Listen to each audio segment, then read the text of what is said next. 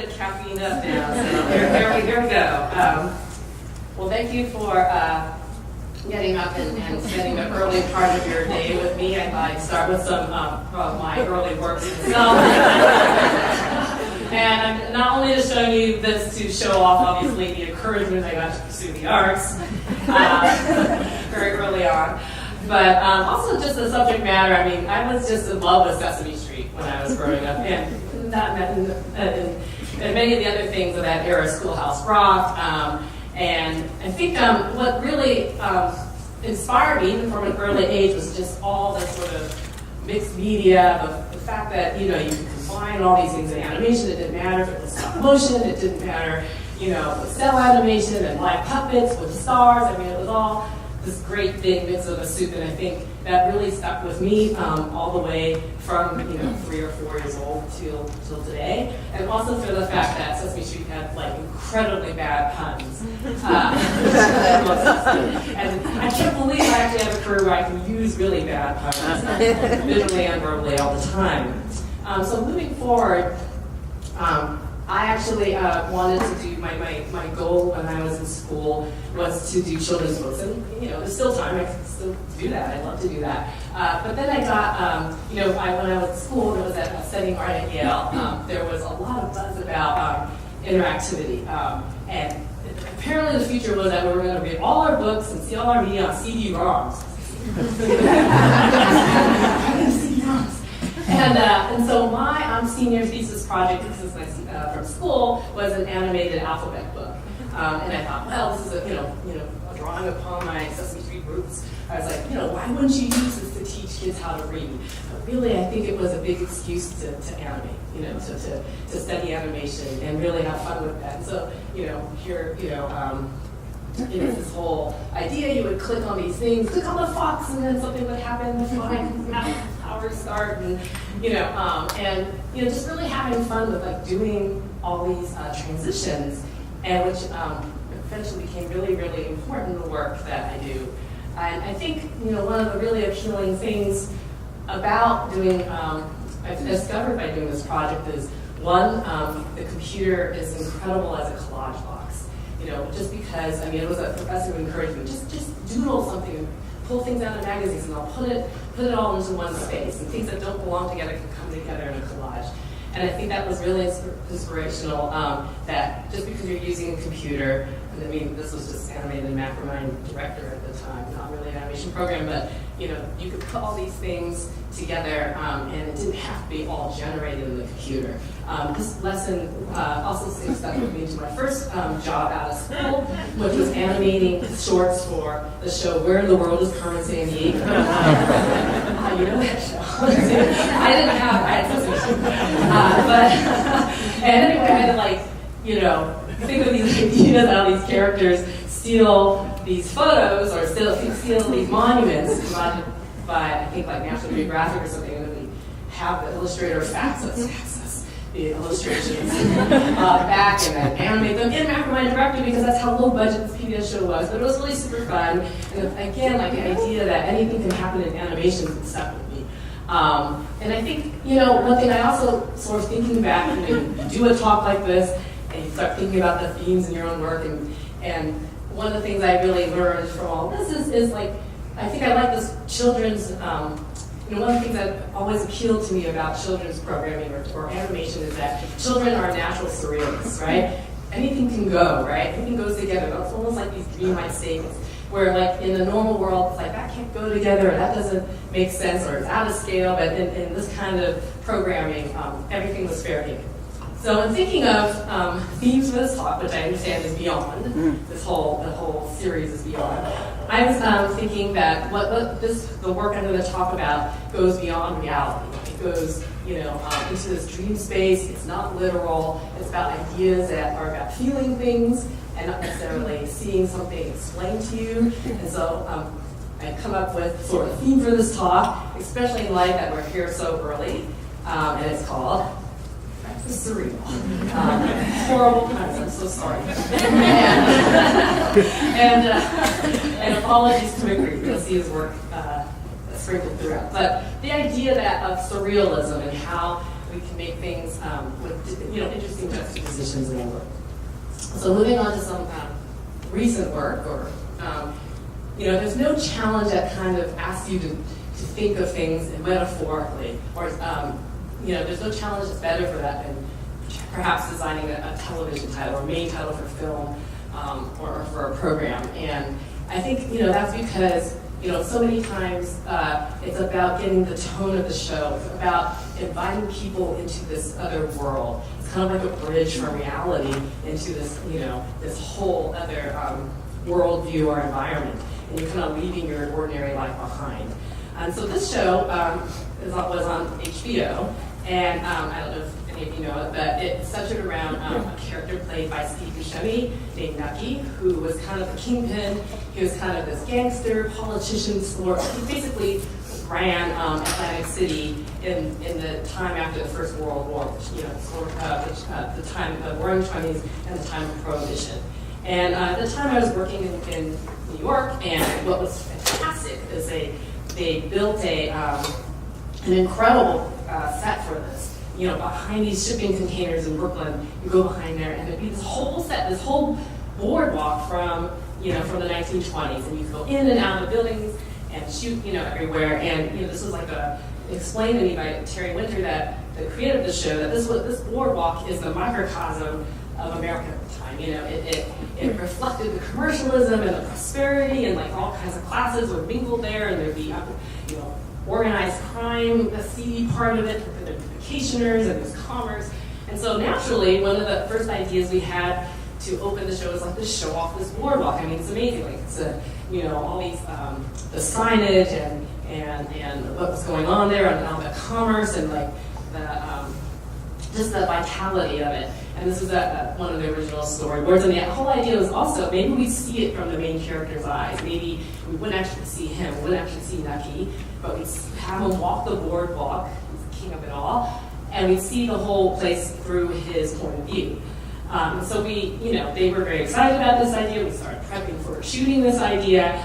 And the production design on this show was incredible. Like, they would be like extras, and they would have vintage pantyhose or vintage hosiery and corsets and underwear for them, like all of the costuming and all the details of production design. So it was just amazing. It was going to be quite an interesting shoot. And then at one point, Terry at HBO kind of gave a note that, hey, you know what? We really don't want to do a montage. Like, that does not really capture the spirit of the show. We want something that is going to evoke some curiosity and make some people sit up and take notice. This is like a very interesting character. It's a very interesting story. And of course, like when you hear a note like that, you're like preparing to shoot. You're so excited. It's kind of like, really, come on, HBO. You don't want to do a montage. Like, you do beautiful montages. Why can't we do one, right? Like, can we shoot this? But we went back to the drawing board with Terry and one of the directors, Tim Van Patten, and we really, I asked Terry, like, what really is the show about? And he's like, well, Nucky is the center, and things don't, he's the center, and everything in this world changes around him. You're going to go through some really turbulent times. And also, what's really important to the show is the idea of prohibition, because the idea that liquor is outlawed is very important, because the way Atlantic City's position on the water was, it made it a center for smuggling. And so that's the one thing that we always try to do while we're thinking of ideas. It's like, what could work for this show that wouldn't work for any other show? What is ownable for this story? And it's like, that seems to be a very idea. This main character and his future in liquor was something that we could really make iconic, right? So these are some early sketches of a totally brand new idea, scrapping the old idea, broke my heart. But what if we had this idea where he looks out into the ocean and all he sees are bottles of liquor? And surprisingly, that's what they went for. It's such a surreal idea. If you've ever seen the show, it's a completely, beautiful, drama, very realistic. They don't have really these special effects going on where you would have something that's surreal. But this, and this is something too, like, that may not make sense the first time you watch it. You're like, what's happening? Here we are on a New Jersey beach shooting Steve Buscemi, who's like an incredible sport, wearing three-piece vintage wool suit on the hottest day of the summer. And they're like, such a great guy. And there's Jeremy, he's one of our visual effects supervisors, getting the bottles ready. We've got this crazy contraption to make them bounce around. There's Steve and I talking about baby names. Apparently, Nucky is short for Enoch. That didn't make the list. Director here, Michelle Doherty. Well, we were still both on, and after we whisked away at hospital, delivery. I was convinced I'd go into labor as soon as the shoot wrapped. But anyway, this is what we ended up doing.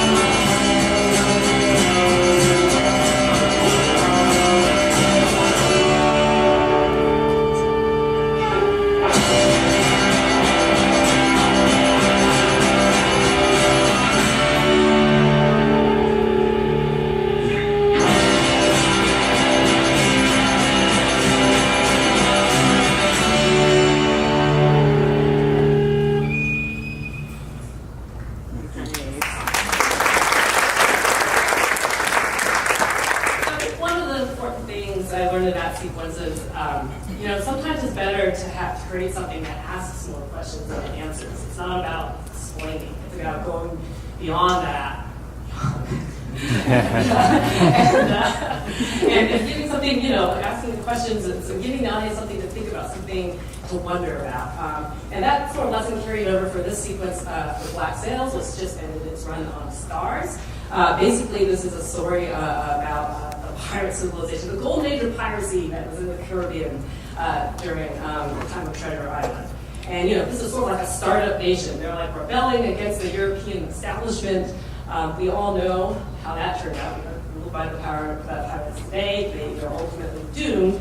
And so the idea of the tension between the establishment and these rebels was a theme as well as their impending doom. And so one of the first things that I love to look at when I'm starting a project is maybe art at the time, or art that has some of these themes. And these are these wonderful photographs that like Alan Williams, who was art director on this project, discovered, where you've got all these like trappings of aristocracy being destroyed by the sea, right? Amazing. Didn't really have a budget to build cathedrals and do these kind of shots.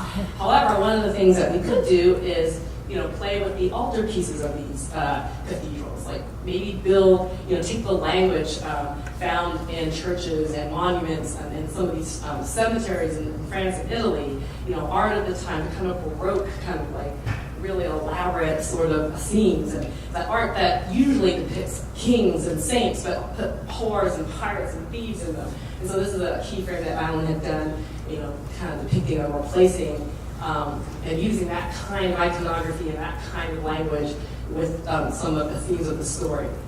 At the time, I was living in New York, and one of the things that we love to do, we're in the Chelsea Gallery District, is go for the exhibits, and this is Alan and crew at an exhibit by the artist Chris Cootsie, who does these wonderful assemblages, takes all the classic art but also mixes it with figurines, as you can see an example there, and that was a huge inspiration for our sequence, which we then would board out with illustrations. And the reason I like to show this is that, going beyond things you find on the web. Like we're referencing classical art, but then we work with illustrators to make it into our own. So take the themes, but then tweak them so they refer to a lot of the things in the stories, And that way we can free ourselves from some of the things that are just you purely find already made, right? You can the illustration kind of frees us into going into our own space. And so you might have an inspiration from a figure like this, and then we work with storyboard artists to create,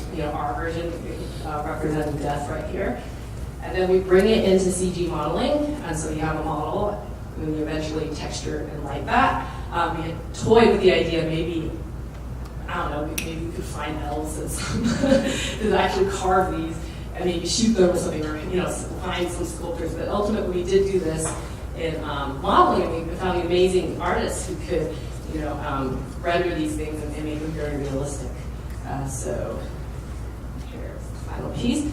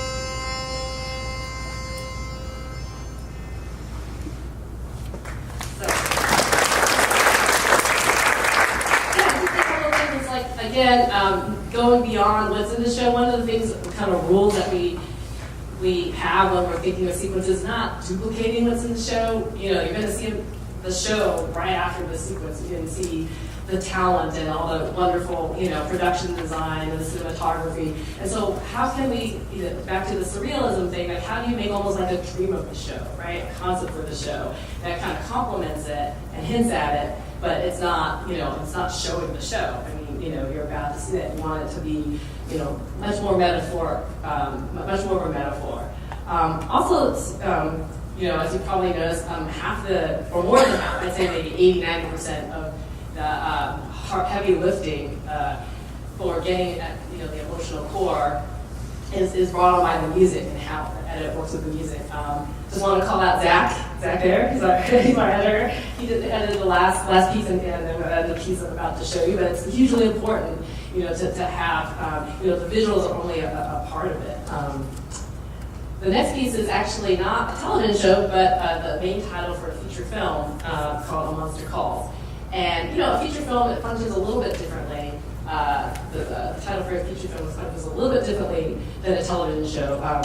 Something like Black Sails, we deliberately made things intricate because we knew that, or hopefully you always hope that a show will go on for years and years, and there'll be something new, something to discover every time the viewer sees it. And for a feature, the title sequence exists in a very specific place in the film at a very specific moment, and isn't really meant to be seen over and over again. But instead, just set up, might even just set up, the scene that follows it. So this picture was directed by J.A. Bayona, a Spanish director, and it's based off a very popular book, A Monster Calls, and it's basically about this troubled boy who, he has a sick mother, a difficult relationship with his grandmother, he's lonely at school, and so the monster that the book refers to is his, kind of friend or his ally he sees in this tree in the backyard. And this tree would tell him various fables, kind of parables, to teach him about things in life. And these were animated in this style here. We didn't do these, but they were these wonderful, sort of animated segments that were really inspiring. And so one of the things Bayona wanted for this title that plays at the beginning of the movie is dealing with that kind of like both a literary style and also an artistic style, because the boy's main route of escape from his life is to sketch and sketch. He's an artist, and so he's constantly sketching in this journal. And Bayano described the whole story as a journey. So a lot of and again, very surreal, right? Like symbols like windows and doors and going through keyholes and passageways, because he saw this as a coming of age. By the end of this whole movie, it was, an important step to his manhood. And so this is one of our original storyboards where we were taking a lot of ink and trying to figure out transitions and working seamlessly through a journey, and keeping some of the, a lot of the things abstract. This is something that goes at the beginning of the film. You don't want to give anything away. And then we had a shoot that we were literally watching the paint dry here, where we're shooting and doing down shooting, and we had like some drawings that we would done in wax, and we watched the way ink would react. This is my collaborator, also co-director Grant, who's doing a bunch of ink experiments. We do things like blowing with straw, to get some abstractions and get some visceral nature of the ink. And again, that goes back to using the computer as a collage and not having, what you can gain by doing things analog or in camera can also, really give a lot of that sort of organic and tactile authenticity, I think, to a piece. And then the heavy lifting came in the edit, where these had to seamlessly work together in animation, and this is what resulted.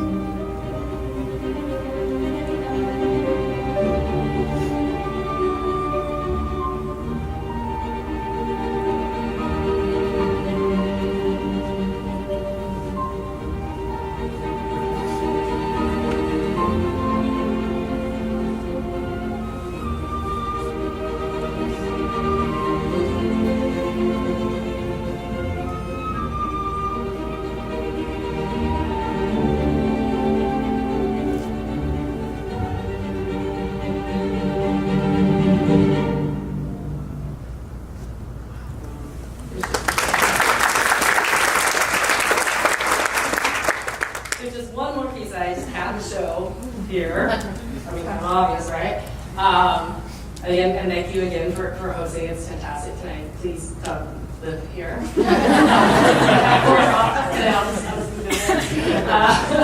But anyway, this is a piece I did years ago. It's only an SD, sorry about that. A lot of things change.